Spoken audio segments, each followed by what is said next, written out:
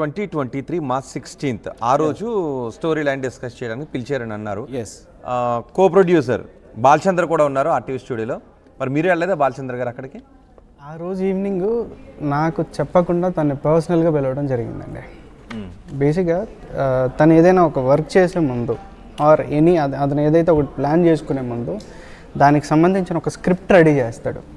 ఆ స్క్రిప్ట్ ప్రకారమే అతను వర్క్ చేస్తాడు. సో అతను మెయిన్ టార్గెట్ తనని ట్రాప్ చేయడం మాత్రమే, వేరేది ఏమీ కాదు. ఎందుకు తనని ట్రాప్ చేయాల్సిన అవసరం సాయికి ఎందుకు? బేసిక్గా ఏంటంటే అండి, అతన్ని మేము హీరోగా చేద్దామన్నాం, మేము ఫస్ట్ అప్రోచ్ అయ్యాం, ఇది అతను చెప్పే కాన్సెప్ట్. బట్ ఏంటంటే హర్ష సాయిని కలవడం అంత ఈజీ కాదు సార్. అది ఎవరికైనా అవనివ్వండి, చిన్న పెద్ద ఎవరికైనా అతను ఒక ప్రోటోకాల్ ప్రకారమే కలుస్తాడు. మరి ఎక్కడంటే అక్కడ డబ్బులు ఇస్తూ కనబడుతుంటుంటాడు, ఇచ్చినట్టు కనబడతాడు, కానీ ఎవరికి ఇచ్చాడో వాళ్ళు కనబడరు సార్.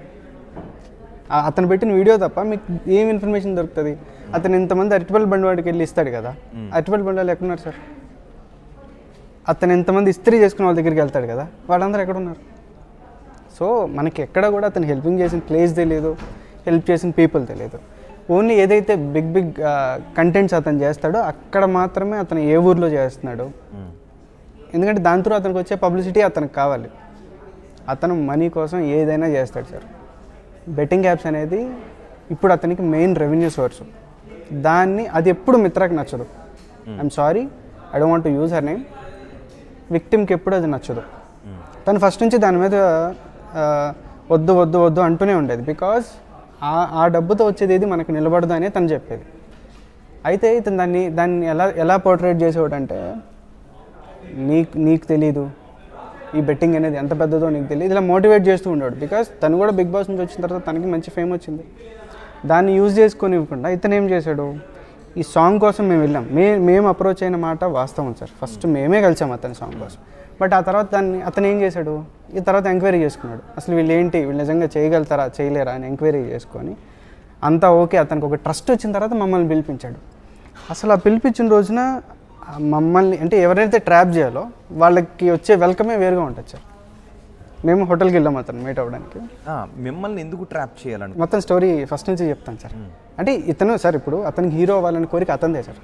ఎందుకంటే అతను పబ్లిక్ ఫిగర్, చాలా మందితో పరిచయాలు ఉంటాయి, పెద్దవాళ్ళతో చిన్నవాళ్ళతో, ఆఫ్కోర్స్ అమ్మాయిలతో మోడల్స్తో ఎవరితోన్నా పరిచయాలు ఉండొచ్చు. కానీ పర్టికులర్గా మిమ్మల్ని చీట్ చేయాలి అని ఎందుకు మిమ్మల్ని టార్గెట్ చేయాలని ఎందుకు అనుకుని ఉంటాడు? టార్గెట్ అని స్పెషల్గా మా కోసం అయితే టార్గెట్ చేయలేదు సార్. అతను ఆ టైంలో అతను హీరోగా లాంచ్ అవ్వాలనుకున్నాడు. అప్పటికి ఏమవుతుందంటే విశ్వక్సేన్ మూవీలో హర్ష సాయి క్యారెక్టర్ చేశాడు అని చెప్పి ఒకటి బాగా స్క్రోలింగ్ రన్ అయింది ఆ టైంలో యూట్యూబ్లో. ఇతను ఏంటంటే ఇతను ఒక ఈగోయిస్ట్. ఎంత ఈగోయిస్ట్ అంటే సెల్ఫ్ సెంటర్డ్ ఉంటాడు సార్ ఎప్పుడు కూడా. తనకి సంబంధించింది మీరేమన్నా ఒక మాట అన్నారా, మీ మీద నాగుపాము పట్టినట్టు పగబట్టేస్తాడు. ఎప్పటికైనా సరే మీరు దాన్ని నాశనం అయిపోయినంత వరకు అతను ఆ రోజు ప్రశాంతంగా. అసలు ఏం జరిగింది, ఆ భావన మీలో ఎందుకు కలిగింది? ఎవరు అంటే నేనే ఉన్నాను సార్, ఎవరో ఎందుకు, ఇప్పుడు నేనే ఉన్నాను. ఇప్పుడు తను విక్టిమ్ని ఎప్పుడు అంటే ఇప్పుడు తనకి ఒక ప్రాజెక్టు ఈ లెవెల్లో వెళ్ళాలనుకున్నాడు సార్, అది అలాగే వెళ్ళాలి. అయితే తను ఏం చెప్పేదంటే మనం మంచిగా చేద్దాం, సాంగ్ ఏం చేసినా ఇప్పుడు నీకు ఇంత రీచ్ ఉంది, సో దానికి తగ్గ ప్రొడక్షన్ వాల్యూస్ మనం చేద్దాం అన్నప్పటికీ ఏమైందంటే ఇంత సపోర్టివ్గా ఉండే ప్రొడ్యూసర్స్ మనకు దొరకరు. ఇప్పుడు సార్ మీరు దిల్రాజు గారి సంగతే చూడండి, ఆయన ఎంత బడ్జెట్ పెట్టినా ఆయన ఒక షెడ్యూల్ ప్రకారమే ముందుకు వెళ్తారు. ఓకే, అంటే నేను ప్రొడక్షన్కి సంబంధించి వాళ్ళ అడ్వకేట్ కూడా చెప్తున్నాడు కదా, ప్రొడక్షన్కి సంబంధించి మీ దగ్గర ఏదైనా విభేదాలు ఉంటే అది కేసులకు దారి తీసిందా, లేకపోతే ఈ కంప్లైంట్ నిజమా?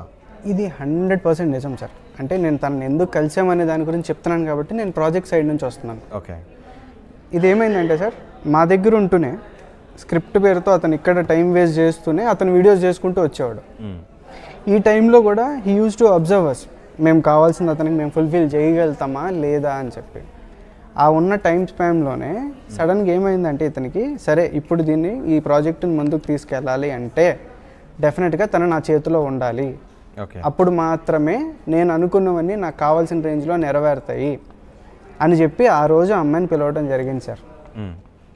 పిలిచిన తర్వాత తనకు ఆ రోజు తన అన్కాన్షియస్ స్టేజ్కి తీసుకెళ్ళిన తర్వాత అతను ఆ బెడ్రూమ్లో కెమెరా పెట్టుకొని హీ హ్యాస్ రికార్డెడ్.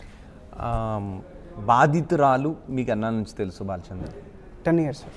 ఓకే, మరి హర్ష ఇలా చేశాడు అని ఆ నెక్స్ట్ డే మీకు చెప్పలేదు? ఆ రోజు ఈవినింగే చెప్పింది సార్.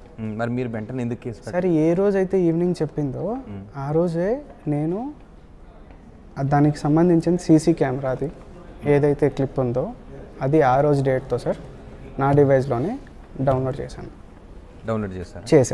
ఆ డౌన్లోడ్ చేశాను కాబట్టి, అంటే ఈరోజు ముందు రోజు అయింది కదా సార్, 17th రోజున నేను డౌన్లోడ్ చేశాను. అసలు ఏం జరుగుతుంది, ఎందుకు ఇట్లా ఫోర్స్ చేస్తున్నాడు ఇది అది చేసిన రోజున ఆ నెక్స్ట్ డే నాకు చెప్పిందని తనకి తెలిసిపోయింది. తనకి ఏంటంటే మనసులో ఒకటి పైకి ఒకటి రాదు, ఏదున్నా ఓపెన్గానే మాట్లాడుతుంది, డిస్కస్ చేస్తుంది.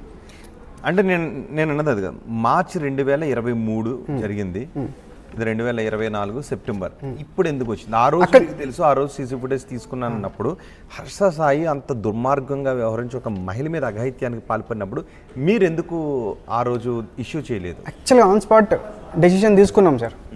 అమ్మా ఇట్లా వద్దు, ఇది కరెక్ట్ కాదు, ఇతను ఇప్పుడు ఇలా చేశాడంటే ఇతను రేపు ఏదైనా చేయొచ్చు, మనం దీన్ని నమ్మాల్సిన అవసరం లేదు, ఇతను నమ్మాల్సిన అవసరం లేదు అని చెప్పాను సార్. అంటే తను నమ్మిందా? తను చాలా నమ్మింది సార్. ఎంత నమ్మింది అంటే పాపం అతని కోసం ఎంత దూరమైనా చేయడానికి రెడీ.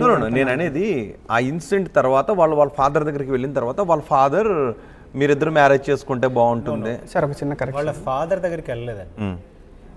ఇమీడియట్గా ఎప్పుడైతే బాలాగారికి చూపించారని తెలిసిందో ఇమీడియట్గా అతను అక్కడే ఉన్నాడు. అతను 1 year అక్కడే స్టే చేశాడు. ఇమీడియట్గా వాళ్ళ ఫాదర్ని లైన్లోకి తీసుకున్నాడు. తీసుకొని తనతో మాట్లాడించారు మిత్రా శర్మతో.